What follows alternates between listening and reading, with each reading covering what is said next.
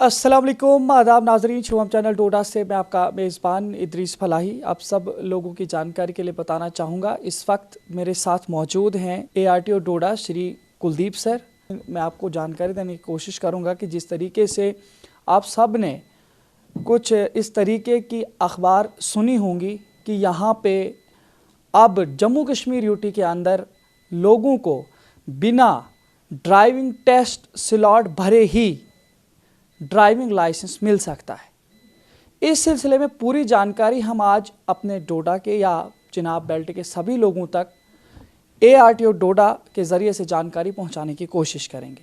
Sir, आपका बहुत बहुत इस्तकबाल करता हूं शुभम चैनल डोडा में और शुक्रिया भी करता हूं वक्त देने के लिए। थैंक यू लाई जी। सर, मैं आपसे इसी रिलेटेड पूछने की कोशिश करूंगा। सर, काफ़ी सारे लोग कंफ्यूज इस चीज़ में हैं कि बिना टेस्ट दिए हुए अब लाइसेंस कैसे मिल सकते हैं। सर, इसकी वजाहत कीजिए। हाँ, जो आप बात कर रहे हैं, जो नई अमेंडमेंट जो सेंट्रल मोटर व्हीकल एक्ट है जो हमारा 1988 का, उसकी जो नई अमेंडमेंट जिसमें हुई है सेक्शन 12 में, उसमें ऐसा है कि पहले था एक वहाँ प्रोविज़न था कि हमें किसी भी को भी ड्राइविंग स्कूल चलाने के लिए क्या क्या फॉर्मेलिटी चाहिए। तो बहुत सारे इंस्टीट्यूट आपने देखे होंगे वो ड्राइविंग ट्रेनिंग देते हैं, छोटी गाड़ी की, कोई कमर्शियल की, हैवी की भी देता है। तो उसी सेक्शन के तहत उनको ऑथराइज किया जाता है और जो जो उसमें प्रोविज़न है फॉर्मेलिटीज वो पूरी करनी पड़ती है। लेकिन उसको ऐड ऑन किया सेंट्रल गवर्नमेंट ने और उसको अमेंडमेंट की है, जिसमें अब उन्होंने कहा है कि एक्रीडेटेड ट्रेनिंग सेंटर बनेंगे। एक्रीडेटेड ट्रेनिंग सेंटर जिसकी एक्रीडेशन गवर्नमेंट करेगी, यूटी गवर्नमेंट करेगी, स्टेट गवर्नमेंट करेगी, जो भी गाइडलाइन उसमें प्रिस्क्राइब है सेंट्रल मोटर व्हीकल रूल्स में।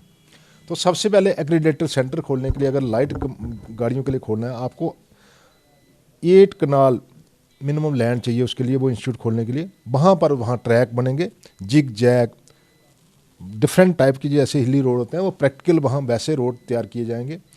और वहाँ पर क्लासरूम बनेंगे, सिमुलेटर लगेंगे और वहाँ पर एक क्वालिफाइड उसके पास स्टाफ होगा जो रोड सेफ्टी के बारे में, ट्रैफिक रूल्स के बारे में सारा जानता होगा, इंजीनियरिंग बैकग्राउंड से होगा, वो एम्प्लॉय वहाँ पर होंगे। जो इंस्ट्रक्टर होंगे वो स्पेशली उनको ट्रेनिंग देनी पड़ेगी दिल्ली में, जो एडवांस ड्राइविंग ट्रेनिंग सेंटर हैं गवर्नमेंट ऑफ इंडिया की तरफ से अथराइज, उसमें वहाँ एडवांस ट्रेनिंग देनी पड़ेगी उनको। उसके बाद ही उनकी क्वालिफिकेशन देखी जाएगी, उनका करैक्टर देखा जाएगा, किस बैकग्राउंड से है, कितना पढ़ा है, वो क्या सिखाएगा, वो सारी चीज़ें देखने के बाद वहाँ पर वो सेंटर जो है वो खोलेगा। जो भी गाइडलाइन उसमें है प्रिस्क्राइब है वो सारी जब मीट करेगा, कोई फर्म है, कंपनी है, कॉर्पोरेट सेक्टर है, कोई भी खोल सकता है, इंडिविजुअली खोल सकता है, बट उसने वो जो नाम उसने प्रिस्क्राइब किए वो मीट करनी है।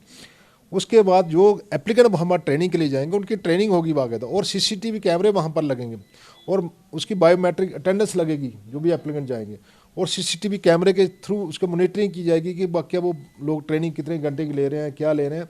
और वहाँ जो प्रॉपर जो एक पैरामीटर जो मीट करेगा उसके बाद वो ड्राइविंग स्कूल वाले टेस्ट लेंगे। उसका टेस्ट लेने के बाद उनको लगेगा ये आदमी सेफ़ है अब और इसने पूरा कोर्स किया है, पूरी गाइडलाइन फॉलो की, उसके बाद वो सर्टिफिकेट देंगे। उस सर्टिफिकेट के ऊपर लाइसेंसिंग अथॉरिटी उसको लाइसेंस दे सकती है। और गवर्नमेंट जो है लाइसेंस, जो ट्रांसपोर्ट डिपार्टमेंट, उसको time to time monitoring supervision पूरी ट्रांसपोर्ट डिपार्टमेंट की रहेगी।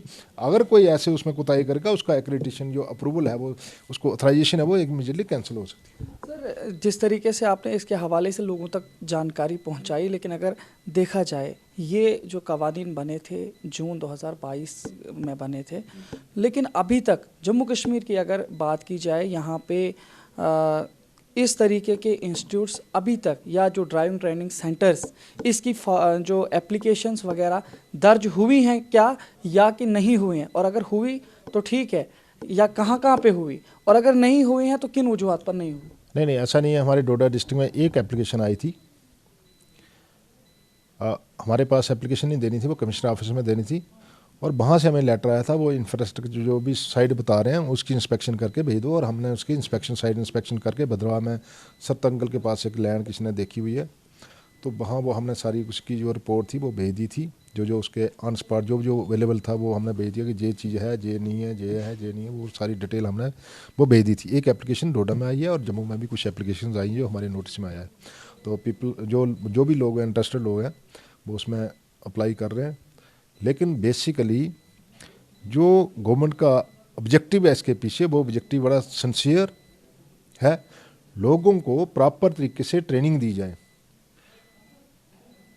और जिस वजह से हमारे एक ट्रेन ड्राइवर तैयार हों, चाहे वो स्कूटर चलाने वाला है, कार चलाने वाला है, कमर्शियल गाड़ी चलाने वाला है, और उसके बाद उनको लाइसेंस लेने में कोई दिक्कत ना आए। लेकिन पहले उसको प्रॉपर ट्रेनिंग होगी, ये दिमाग से निकाल देंगे वो बंदे को ऐसे सर्टिफिकेट देके ट्रेनिंग लाइसेंस मिलेगा, वैसा नहीं है। गवर्नमेंट का जो ऑब्जेक्टिव है, ऑब्जेक्टिव यही है कि प्रॉपर उसकी ट्रेनिंग हो। एक महीने का कोर्स भी हो सकता है, 2 महीने का कोर्स भी हो सकता है, और उसकी प्रॉपर उसकी फ़ीस होगी, और वहाँ पर पूरा उसकी मॉनिटरिंग गवर्नमेंट करेगी। जैसे एक अथराइज यूनिवर्सिटी होती है, कॉलेज होता है, कोई भी इंस्टीट्यूट होता है, तो इसमें ये सेफ्टी से रिलेटेड है, इसमें ज़्यादा मॉनिटरिंग होगी।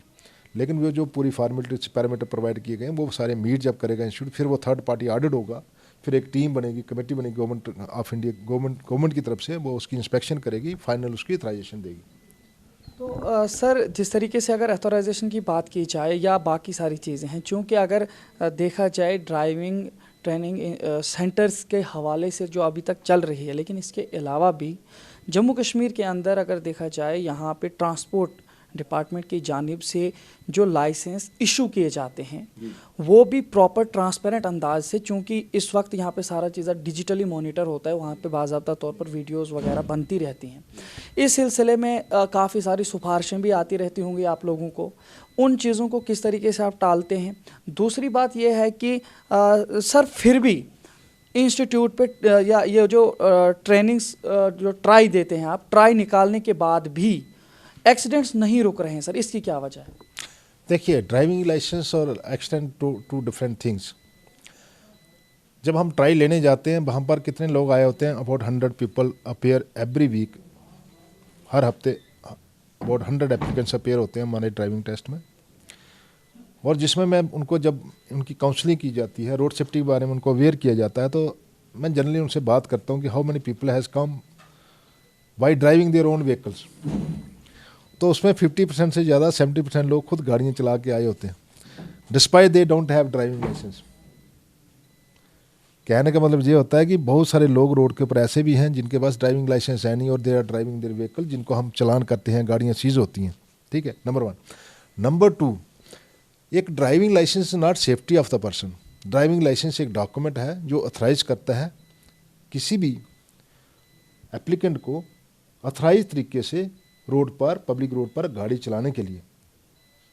लेकिन जो ड्राइविंग टेस्ट होता है उसमें हम आप किसी भी एप्लीकेंट का मानसिक स्थिति जो है वो टेस्ट नहीं कर सकते हैं कि क्या वो मोबाइल यूज़ करते हुए गाड़ी चलाएगा, टेस्ट मैसेज करते हुए गाड़ी चलाएगा, कितनी ओवर स्पीडिंग गाड़ी चलाएगा, क्या नशा करके गाड़ी चलाएगा, या किसी से बातें करते हुए, मोबाइल यूज़ करते हुए गाड़ी चलाएगा। और दूसरा, 3 चीज़ें रोड एक्सीडेंट में शामिल होती हैं, एक व्हीकल है, एक ड्राइवर है, और रोड है। 3 things are involve in the road accidents. और सबसे बड़ा उन्नस जो आता है, गाड़ियाँ हमारी आज नई टेक्नोलॉजी है, vehicles are very safe. Very safe का मतलब है कि जो पहले वो गियर सिस्टम दूसरे थे, ब्रेक्स बहुत अच्छी हैं, स्टीयरिंग पावर स्टीयरिंग है, लेकिन उसको हैंडल करने के लिए भी हमें जब गाड़ी पर बैठते हैं तो बाकी सारी स्ट्रेस, दूसरी चीज़ें वो सारी छोड़नी पड़ेंगी, और सिर्फ ड्राइविंग के ऊपर ही ध्यान रखना पड़ेगा जब हम सेफ स्पीड से गाड़ी चलाएंगे। आप मुझे बताएं कि नेशनल हाईवे पर, जो हमारा नेशनल हाईवे पहले जहाँ एक खच्चर रोड था, ये घोड़े चलते थे, खच्चरें आती थी, उसके बाद जीप रोड बना, जीप रोड बनने के बाद सिंगल बस रोड बना, बस रोड बनने के बाद उसको ही डबल किया गया है, और ट्विस्ट एंड टर्न्स वैसे हैं।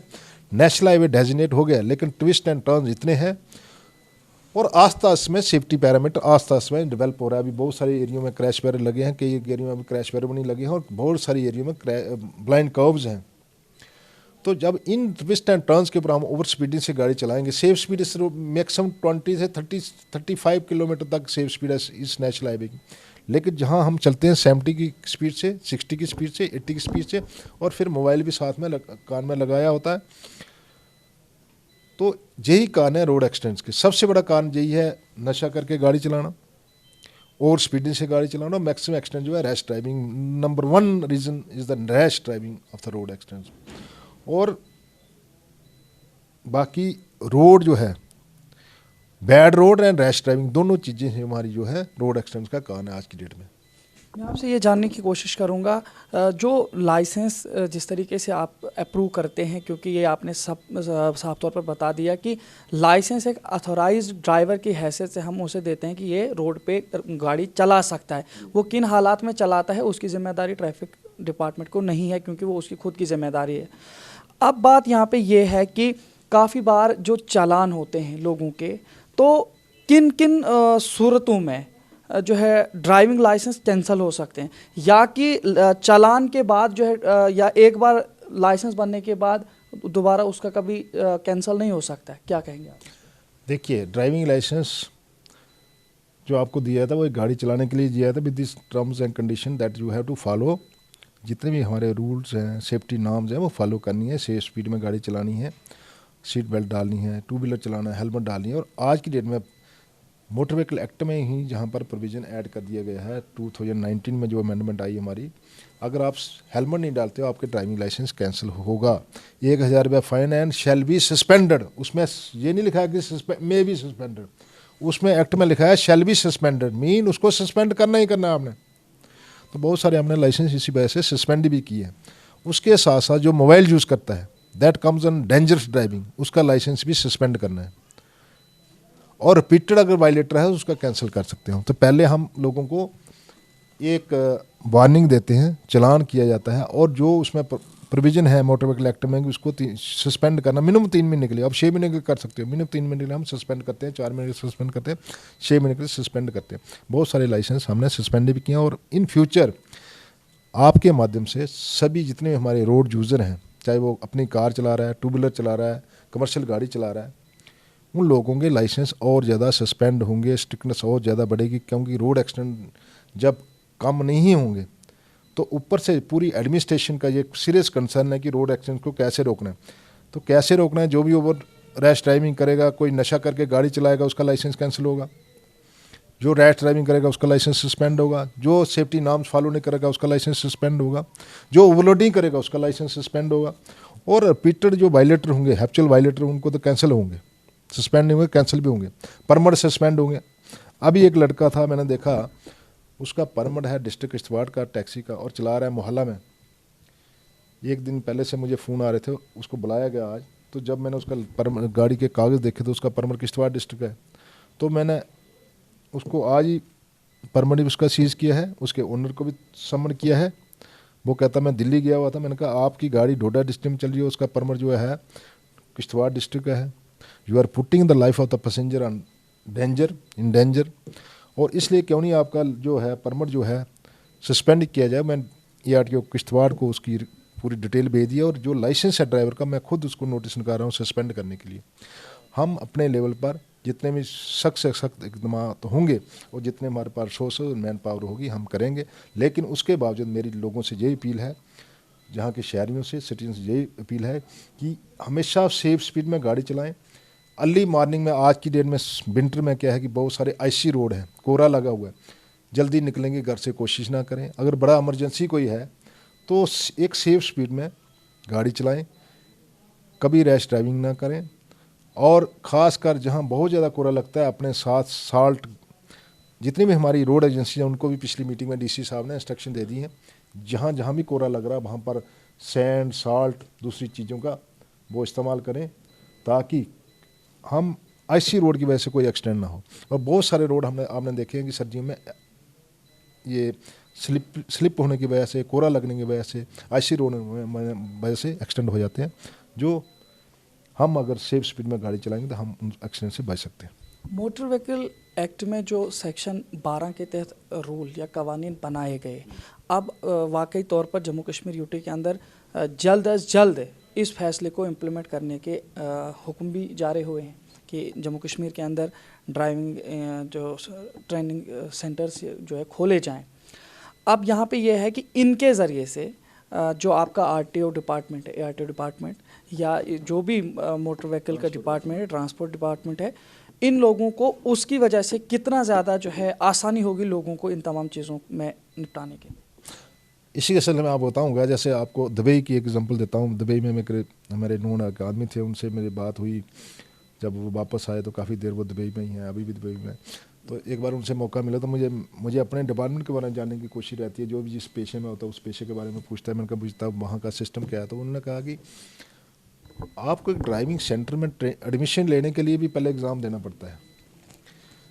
You have to study the traffic laws, उसके बाद टेस्ट होगा, फिर उस वहाँ एडमिशन होगी आपकी, और एडमिशन के बाद 1-2 महीने का कोर्स आपको करना है ड्राइविंग सीखने का।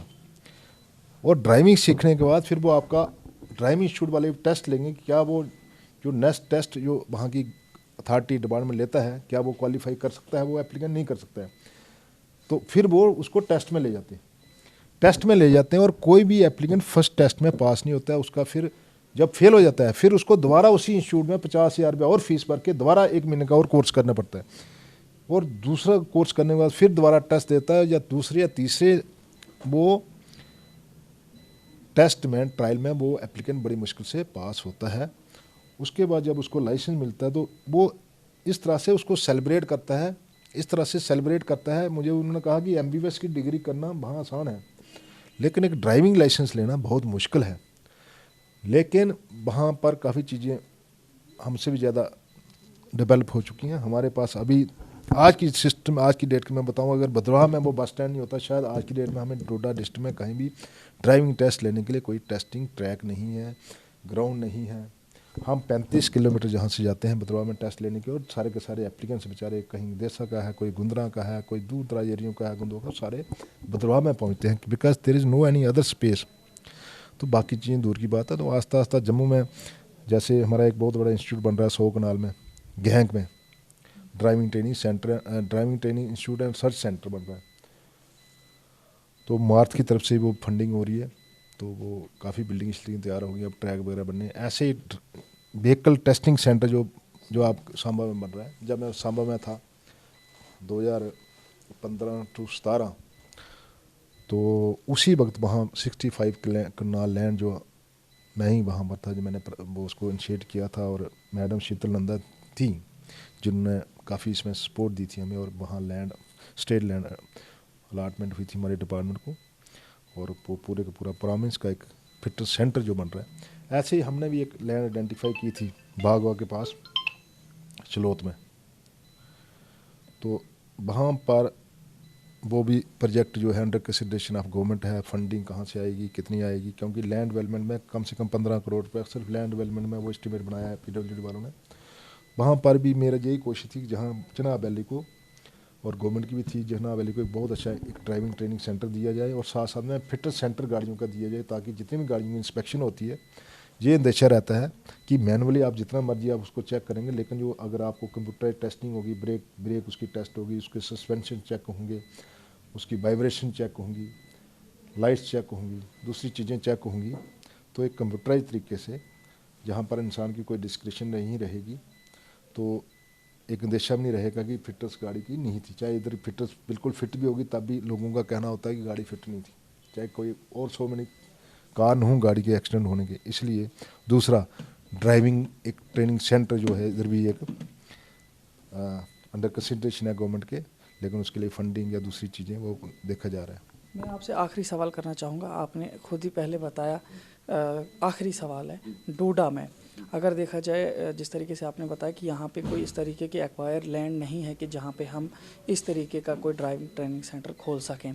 अब यहाँ पे अभी तक भी आप भद्रवाह में ही जो है यहाँ से जाके ट्राई लोगों की करवाते हैं, तो डोडा में यहाँ पे इतना ज़्यादा तंगी होने के बाद ये यहाँ पे सेक्शन 12 के रूल्स किस तरह से इम्प्लीमेंट कर सकते हैं आप? हम वही आपको बताया ना, जैसे स्तंगल में एक बंदे ने अप्लाई किया, वहाँ पर वो लैंड उसने देखी है, क्या रेंट पर ली है, कैसे ली है, डीड पर लीज पर ली है, जिसने अप्लाई किया है। तो डोडा में भी कहीं भी वो काफ़ी इन्वेस्टमेंट होगी उसको वो चीज़ डेवलप करने के लिए, क्योंकि लैंड पहले लेबलिंग करनी पड़ेगी, फिर रोड डेवलप करने पड़ेंगे, फिर बिल्डिंगें बनानी पड़ेंगी, फिर स्टाफ, फिर दूसरी चीज़ें, तो उसमें पैसा तो खर्च होगा। तभी उन्होंने कहा कि एक फर्म होनी चाहिए जिसका टर्नओवर बताया गया कि कितना होना चाहिए। हाँ, तो वो सारी चीज़ें जिसके पास होंगी वही आगे, एक खाली पैसे से नहीं काम चलते हैं, उसको उसका विजन होना चाहिए कि मैं बनाना क्या है और गवर्नमेंट की मंशा क्या है इस चीज़ के पीछे। वो सेंटर जो बनना है वहाँ से, जैसे एकेडमी होती है, केबी स्कूल है, गवर्नमेंट ने केबी स्कूल खोले, किस लिए खोले? देखो कितनी हर आदमी चाहता है मेरे बच्चों को केवी स्कूल में एडमिशन मिले। एक बड़ी फीस जो है बड़ी जेन्युइन है। दूसरा, एजुकेशन का स्टैंडर्ड बड़ा हाई है, क्योंकि पूरे कंट्री लेवल के टीचर जो वहाँ कंपटीशन में लड़के वहाँ पर सिलेक्शन होती है उनकी, और इतनी अच्छी पढ़ाई होती है। इसी तरह वही उस टाइप का ये ड्राइविंग ट्रेनिंग इंस्टीट्यूट का कंसेप्ट है गवर्नमेंट का। ये कोई मत सोचे कि जो एक कमरे में वो एक दफ्तर खोल के वहाँ एडमिशन करता था 5,000 या 4,000 लेके और स्टीयरिंग ड्राइवर बनाता था 15 दिन में, भाई सीख लिया तुमने जाओ, वो कंसेप्ट नहीं है। ये ध्यान में रखिए। ये अलग चीज़ है। इसमें साइंटिफिक तरीके से उस ट्रेनिंग दी जाएगी और पूरा इंफ्रास्ट्रक्चर होगा, और एक अच्छा जिसको रोड सेफ्टी के बारे में, ट्रैफिक रूल्स के बारे में, सेफ्स नॉर्म्स, गाड़ी की हैंडलिंग कैसे करनी है, सारा मेंटेनेंस के बारे में, टायर पंचर हो जाएगा क्या करना है, ब्रेक फेल हो जाएगी क्या करना है, आपका टायर अनस्पॉट रस्ट हो जाता है उस वक्त क्या करना है, ये सारी चीज़ें हमारे सिखाई जाएगी। बस सर आखिरी थोड़ा सा बस मैंने कुछ लोगों से बातचीत की सर, उन्होंने कहा कि हम इस चीज़ में आगे बढ़ते, लेकिन बात यह है कि इतना ज़्यादा खर्च करने के बाद अगर कल को कुछ इस तरीके के दूसरे कानून बनते हैं तो जो पैसा लगाया हुआ वो ज़ाया हो सकता है, तो उस पर आप क्या कहेंगे? देखिए, जो गवर्नमेंट के कानून है, मैं कानूनदान नहीं हूँ, मैं एक छोटा सा एम्प्लॉई हूँ। जो ऊपर से डायरेक्शन, जो रूल्स होंगे वो हमने इम्प्लीमेंटेशन करनी है। इसके बारे में नो कमेंट, मैं कोई कमेंट नहीं कर चाहता हूँ। लेकिन जो चीज़ बन रही है वो एकदम बंद नहीं होती है। उसके लिए जो करना चाहता है बंदा पॉजिटिव वे से करना चाहेगा तो ऐसी कोई प्रॉब्लम नहीं है, लेकिन वो चीज़ तैयार करके दे। बहुत बहुत शुक्रिया सर। बहुत सारे लोग आते हैं मेरे पास ड्राइविंग स्कूल, कहते हैं ड्राइविंग स्कूल खोलना है। मैंने कहा मैं पूरी सपोर्ट करूंगा आपको, लेकिन आपका दिमाग जहनी तौर पर ना, आप you should be A productive, आपका इंस्टीट्यूट तैयार होना चाहिए ताकि उसका कोई फ़ायदा हो सोसाइटी को। जो आपसे सीख के जाए उनको लगे यार हमें कुछ सीखा है और इन्होंने कुछ सिखाया हमें। ये नहीं है कि फ़ीस ले ली और एक ड्राइवर दे दिया, उसको एक कार दे दी और उसको बस 15 दिन घुमाया, उसको छोड़ दिया, वो हो गया आपका course. That concept should not be. Concept होना चाहिए, जो इंस्टीट्यूट खोल रहा है उसको भी थोड़ा पता होना चाहिए रोड सेफ्टी क्या है, मैंने हैंडल कैसे करना है, ट्रेनिंग कैसे देनी है, किन चीज़ों की ट्रेनिंग देनी है, सिलेबस क्या है, बड़ी चीज़ें हैं इसमें। थैंक यू, बहुत शुक्रिया। आई हैव मीटिंग 2 बजे, तो सॉरी। बहुत बहुत शुक्रिया सर हमारे साथ बात करने के लिए। ARTO डोडा कुलदीप सर से हम आप तक पूरी जानकारी पहुंचा रहे थे। नए जो कवानीन हैं सेक्शन 12 के तहत जो बनाए गए हैं मोटर व्हीकल एक्ट में, उनके हवाले से हमने आप तक जानकारी पहुंचाने की कोशिश की। उम्मीद ये करते हैं कि चिनाब बेल्ट के अंदर इसके ज़रिए से काफ़ी ज़्यादा फ़ायदा साबित होगा। देखते रहिए शोम चैनल डोडा। अपने मेज़बान इदरीस फलाई को दीजिए इजाज़त, मज़ीद पेशकश करेंगे, तब तक के लिए अल्लाह हाफ़िज़।